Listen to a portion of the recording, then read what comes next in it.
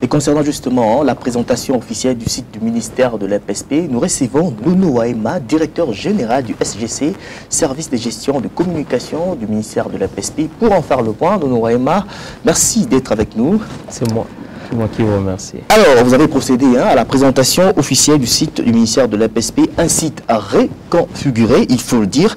Quels sont les objectifs que vous êtes fixés ? Nous nous sommes fixés comme objectif d'atteindre le plus grand nombre possible d'internautes au travers de ce nouveau site web du ministère reconfiguré. Il s'agit bien évidemment de prendre en compte cette fois-là du nombre croissant d'utilisateurs d'Internet, non seulement dans le monde, mais aussi dans notre pays.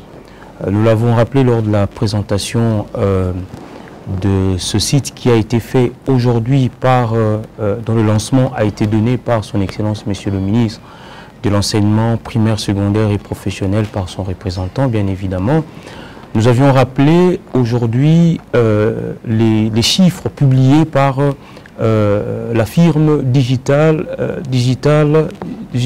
Outsuite qui fait état de 4 milliards 390 millions d'utilisateurs d'Internet dans le monde.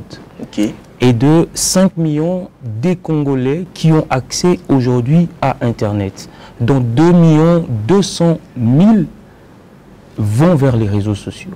Donc ces chiffres sont l'un des éléments motivateurs qui poussent finalement le ministère à adapter ce site web aux innovations technologiques de l'heure, mais aussi à l'accès beaucoup plus grandissant à Internet que nos populations au niveau national comme au niveau mondial font preuve.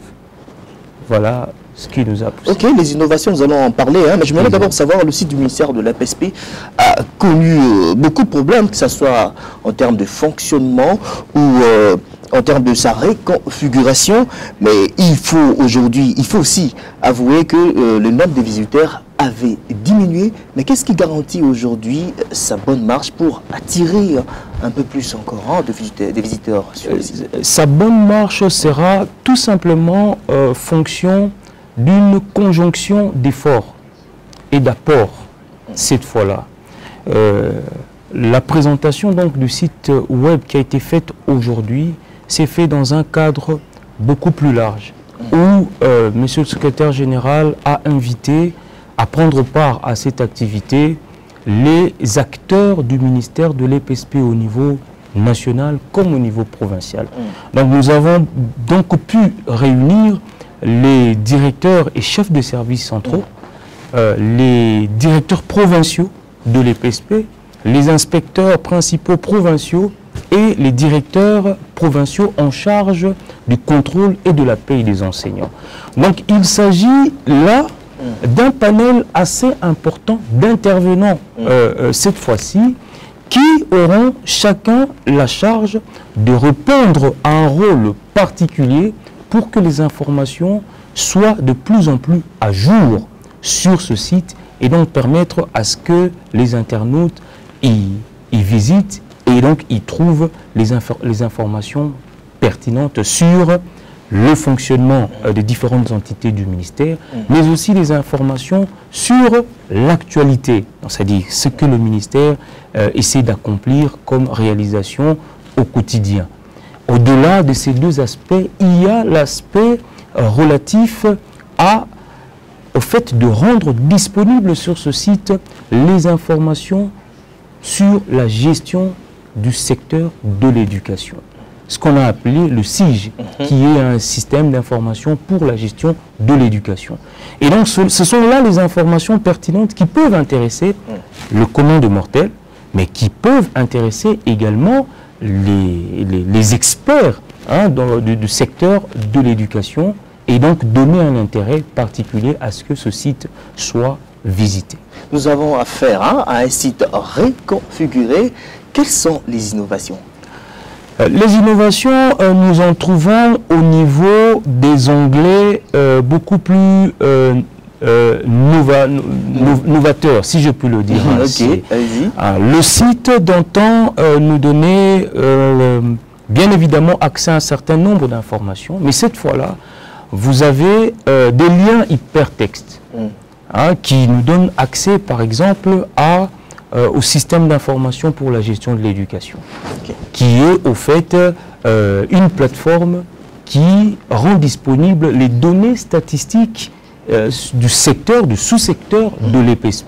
Comme vous le savez, il ne peut pas y avoir une bonne gestion d'un secteur sans des données statistiques qui permettent aux autorités non seulement de gérer le sous-secteur, mais aussi de prendre des décisions qui déterminent l'avenir ou la marche du sous-secteur. Au-delà du SIG, il y a la plateforme de formation continue et à distance des enseignants, qui trouve au sein du site officiel du ministère un lien hypertextuel.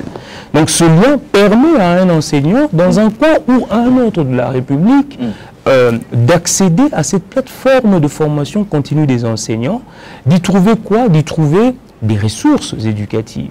Alors là, les modules sont rendus disponibles qui permettent donc à un enseignant de s'auto-former et de s'auto-évaluer et de savoir un tout petit peu comment se niveler par rapport aux exigences de son métier. En tout cas, intéressant, nous allons terminer par cette question. Il s'agit de www.educpsp.education. Nous constatons qu'il y a nullement question de .org, .net ou c'est pas moi, .com. On se demande bien pourquoi. Et bien évidemment, c'est juste une question de choix et d'option levée par les autorités du ministère, parce que nous avons très bien choisi d'avoir un domaine qui renvoie immédiatement à l'éducation et qui ne donnerait pas beaucoup plus de difficultés aux communs du mortel, ou je dirais plus aux internautes, de savoir bien référencer notre site. Donc il n'y a pas une raison particulière, si ce n'est une option levée par le ministère, que d'aller vers le domaine .éducation. Et donc notre site, pour ceux qui nous suivent, n'est rien d'autre que le www.educpsp.education. En tout cas, coup de chapeau pour le travail abattu avec votre équipe. Et j'en profite pour vous remercier d'avoir répondu à notre invitation. C'est moi qui vous remercie.